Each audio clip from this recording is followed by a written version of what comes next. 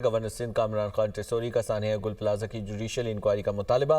Sindh high court और supreme court के chief justice को खत लिखने का ऐलान कर दिया। प्रेस कॉन्फ्रेंस करते हुए कहा, एक हफ्ते बाद भी सियासत हो रही है, मलबा किसी पर डालने की साजिश नहीं चलेगी, जिम्मेदारों का तयन करके सजा दी जाए। वजीर आला सिंध से कहता हूँ कि शायद आपको दुरुस्त बात नहीं बताई गई।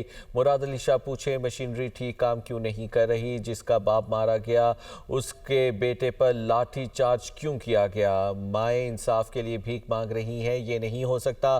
टैक्स भी दें और जान भी दें, कोई सियासत करेगा तो सबका कच्चा चट्टा खोल दूंगा। इंतजामिया ने मुजरिमाना गफलत की पर्दा डालने नहीं दूंगा।